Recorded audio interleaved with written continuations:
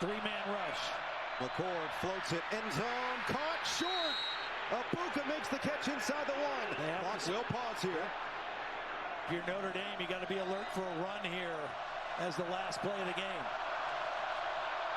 Give it to him, train him up the middle. He's in. Touchdown, Ohio State. They walk it off at Notre Dame Stadium.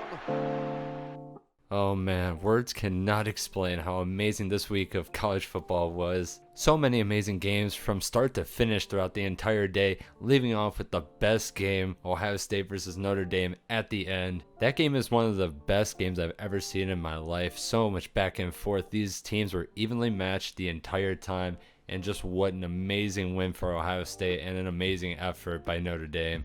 I'm going to talk more about that game and all the other games that went on. Now I'm going to show you guys my rankings, and we're going to talk about each one individually and why I have them where they're at. So without further ado, let's get into it. Starting off at number 1, I have the Georgia Bulldogs again. They beat UAB 49-21. Georgia, the first quarter, it sucked. They did not look very good, but they've been playing down to their opponents all year long, and it's going to bite them one week. I do think Georgia's going to lose a game. I do not know when, but I think they're going to drop one just because of how they've been playing. And people were telling me a lot that, oh, Georgia's going to turn it on when they play a team that's like up to their standard or closer to standard, like a better team. But they played South Carolina, almost lost that game, came back in the second half. But I do think that they're better than Michigan, just by a little bit, because Michigan does the same thing. They had a terrible first quarter against Rutgers, but after that, they completely shut them out. I still have them as the number 2 team. They do the same thing they do every week. They win like 31-7, 31-6. It's usually in that ballpark. They don't score more than 30 or less than 30, and then they don't allow more than 7 points. That's kind of just what Michigan's about. And at number 3, I have Texas. Texas went into Waco, beat Baylor 38-6. I really thought Texas was going to have a letdown type of game. I thought it'd be a lot closer than it was, and I was really surprised of how they handled Baylor. And I'm taking this Texas team very serious now on, because they usually play down to their competition really badly. And this is a game that would normally be close on Texas standards, but they blew them out. They beat them by 32 points, which they should have. They're way better than Baylor. Baylor has a terrible quarterback right now. They have a down year, so they're definitely fitting for that 3rd spot. And now for the best game of the week, and at the number 4 spot, I have Ohio State. They beat Notre Dame 17-14. I watched this game from beginning to end. It was an amazing game.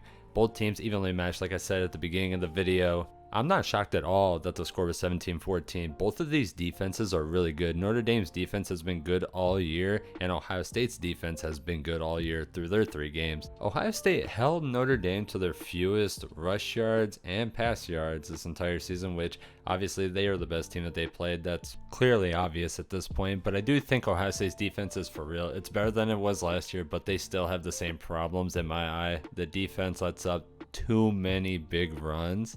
Now, I think their secondary is better, but they still have a couple things to clean up. Overall, better defense. Notre Dame's defense, I honestly think is better, just because Ohio State's offense, I think, is better than Notre Dame's offense. In general, they have more weapons. Kyle McCord, he had a great game. He didn't throw any interceptions or touchdowns, but when they needed him, he went down there and won them that game. He completed 4th downs, 3rd down and 19 to get to the 1-yard line to win that game. So Kyle McCord, that's going to give him a lot of confidence. This team is going to be really good going forward. Notre Dame is also going to be really good going forward. This was a tough game, but I think they're going to bounce back and win. I do think they'll win 11 games this year and probably drop the USC game or Clemson, either of those games, and they'll finish the season 10-2. Which is way better than they were last year. Sam Hartman, he's a great quarterback, but he didn't really throw the ball downfield that much because Ohio State's defense, their secondary, was really holding it down. And finally, the last reason why I have them at the 4th spot and I moved FSU down is because they shouldn't have even won this game at Clemson. Clemson outgained them, and they kind of outplayed them. But Dabo Swinney, he had a couple questionable calls. I know it's really hard to win in Death Valley, but they're unranked. Florida State's the 4th, or was the 4th ranked team in the country. They should have taken care of business. They should have won without overtime by at least 7 or 10 without the overtime. And they underperformed the week before against Boston College, which got throttled today by Louisville. It's just, I don't think they're as good as people are saying. I do think they're a good team, but I do not believe they're as good as Ohio State overall, which is why they're at the 5th spot. Jordan Travis, he had a decent game, but clearly something was off. And for all the FSU fans, I wouldn't worry about Florida State. If they keep winning, they're going to get into the playoff no matter where I put them in the rankings or the AP or the playoff. If they win, they're in. That's the end of the story. This is just how I feel. And then after them, I actually have Penn State. Now, Penn State, they beat my 25th ranked team in the country, Iowa, and the AP's 24th. They beat them 31-0, shut them out, further whiteout. It was a really good game on their side. Iowa has a really good defense, but Penn State was able to work past it. Drew Alar, Singleton, Katron Allen, they all had great games. And I feel like they're just better than USC right now. USC was in like a dogfight with Arizona State at halftime. And I really just think USC has to figure out the defense. They've had problems with that defense ever since Lincoln Riley got there. Even at Oklahoma, they have not figured out the defense. That coach cannot figure out his defense. Letting Arizona State score all these points against you is just not a good look. It's really not. I think Penn State's a more complete team. Now USC, they have the better quarterback, the better offense, but when it comes to a complete team, Penn State is just overall better, which is why they're at the 6th spot and USC is at the 7th spot. And right after USC, we have another Pac-12 team, the Washington Huskies. They just throttled California. They're winning like 52-12 in the third quarter. That was the last time I saw. Penix is just an amazing quarterback. I honestly think he's going to win the Heisman over Caleb or Bo Nix. He is unstoppable, and the way he throws the ball and that accuracy and how that offense just moves is astonishing. I'd be really surprised if he didn't win the Heisman this year, and I think the Huskies might go undefeated. They might only lose one game. They have a real shot of winning the Pac-12 and getting into the playoff for the first time since the time they played Alabama. I forgot what year that was though. And then moving on past them, I have Oregon. Oregon played Colorado and they destroyed them 42-6. This game was never close. I'm surprised that Colorado got a touchdown at the end. But Shedeur Sanders, you can't be a one-man team. He is the best player on that team, but it's a team game. You can't go out there and just win by yourself, and Colorado just doesn't have a really good team, especially without Travis Hunter there. They had no chance. I know a lot of people thought that they could upset Oregon or make it close. I didn't think it was going to be close because of how good Oregon's front seven is, their offense. Their secondary looked really good in this game. Oregon is just a whole different animal, and these Pac-12 teams are absolutely insane. One of them's going to make the playoff. I don't doubt it. And rounding out the top 10 is a Pac-12 team. I have Utah. Utah beat UCLA 14-7. They still don't have their starting quarterback Cam Rising, and their offense honestly doesn't look good, but their defense, it looks really good. And I think once Cam Rising is back, everyone's going to start seeing that offense be a lot better. And they're still undefeated, and that's why they're in the top 10.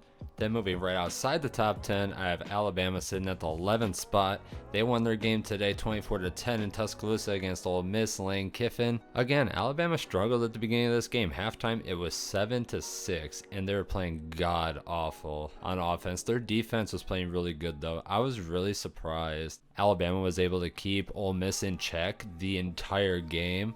But that is also Alabama's strength. Their defense is their strength this year. Even though in the second half, their offense turned it on, they walked right down the field, got a touchdown, walked right down the field again, got another touchdown, and that was basically a wrap for Ole Miss. If Alabama continues to build off that confidence, Jalen Milroe and company are going to be hard to stop.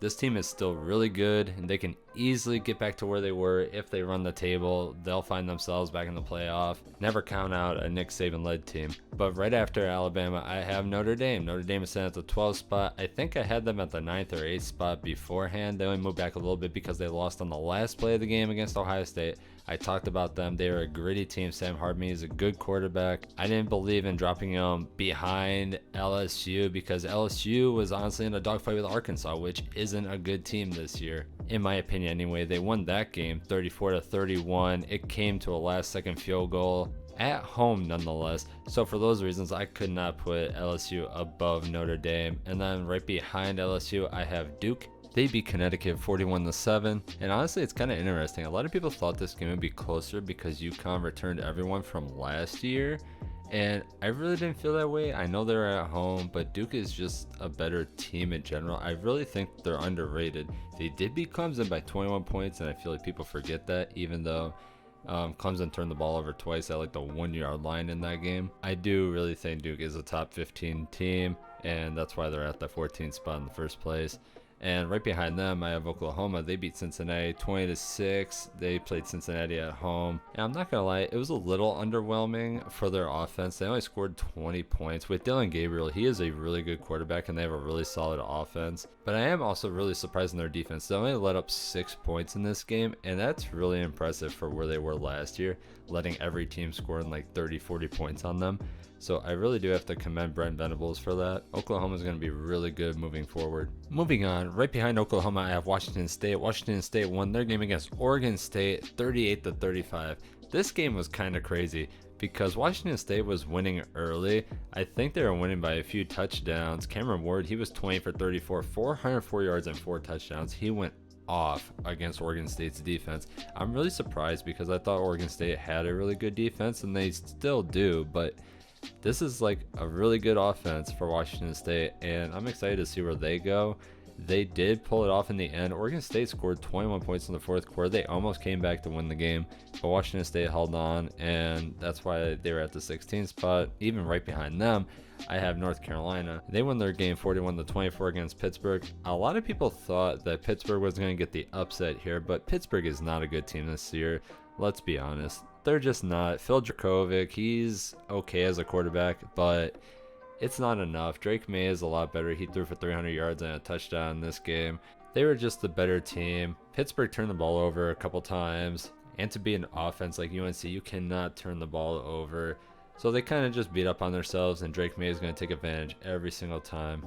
And moving on, at the 18th spot, I have Miami. They won their game against Temple 41-7. Tyler Van Dyke, he was 17 for 24. He had 220 yards, 3 touchdowns. It's kind of crazy because Temple outgained them in the passing game, but the rushing game, oh my God, Miami, they absolutely dominated. Parrish had 140 yards rushing, and along with like 3 other running backs and Van Dyke himself, like they accumulated like 330 yards of rushing, which is absolutely insane. Miami is going to be good this year.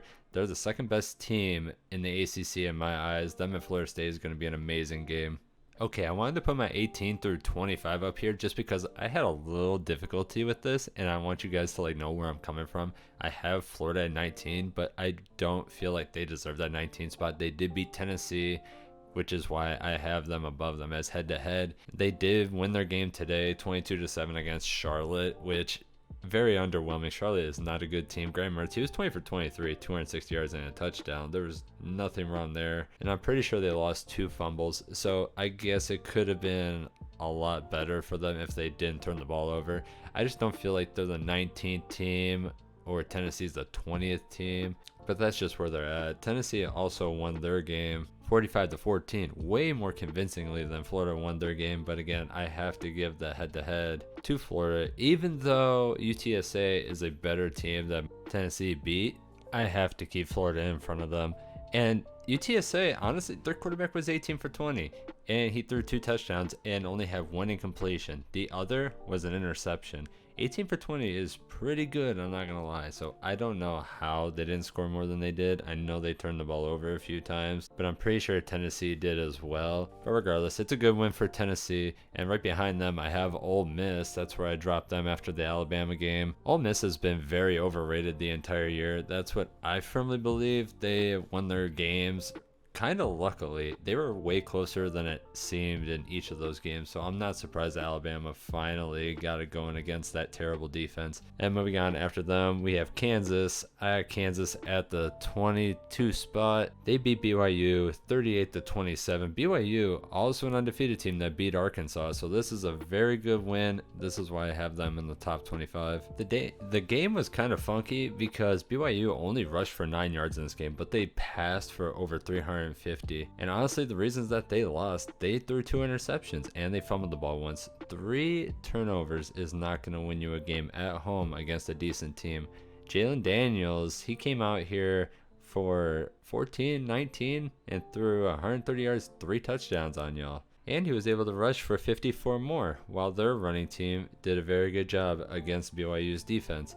Keaton Slovis, he was 30 for 51. He had the 360 yards. He had those 2 touchdowns and 2 interceptions I was talking about. Then moving on after them, I dropped Oregon State all the way down to 23 after their loss to Washington State. They did come back in the end. I do still think they'll deserve to be ranked because of that comeback, and they are a really good team at heart. I still really believe in the Beavers this year. And after them, I have put Missouri at the 24th spot. These two, Missouri and Kentucky, I went in and out against. Like, I was thinking about Fresno State, I was thinking about Kansas State, I was thinking about TCU, but I decided on these two solely because, like, looking at their wins and then what they have coming up, it makes sense that they're ranked. Missouri, they did beat a ranked Kansas State team, which is why I put them in above Kansas State. And then Kentucky, they've won all their games and they have a couple important ones coming up. And I just think that they're a better team than Fresno State or Louisville, which is why they're there in the first place. TCU has a loss, and I didn't think it would be fair to put them in above them either. But with that being said, Missouri won their game against Memphis. Memphis is not good this year. They only won 34-27. So I do not think Missouri is that good of a team, but they keep winning, and teams that win in the end, they go far. I mean, look at TCU last year. They made it to the national championship, and almost every game that they won was by 1 score, got come back in the 4th quarter. So it is possible, and I think they just play evenly with whoever that they play. And then Kentucky, they won their game against Vandy 45-28. Everyone thought Vandy was going to be a good team this year. They happen to be not the best, but still, scoring 45 against another SEC team, it's something. Devin Leary is playing well for Kentucky, and their defense has been relatively good as well, so I think they're deserving of that 25th spot. Alright guys, so that's my top 25. I'm going to give you guys a couple teams that are right on the outside. I mentioned them before, but I have Fresno State, Louisville, Kansas State, TCU, just sitting on the outside looking in. Those are all teams that I think are pretty good that can get into the rankings by next week or maybe the week after, depending on what goes on. And some people are even talking about Maryland getting in eventually or Tulane getting back in the rankings, but I'm going to hold the brakes on them because the Big Ten play is going to be hard and whatsoever. So is SEC for like Missouri and Kentucky. So we're just going to have to see. But that's everything I got for you guys. I hope you enjoyed the video, and I'll catch you in the next one. Peace.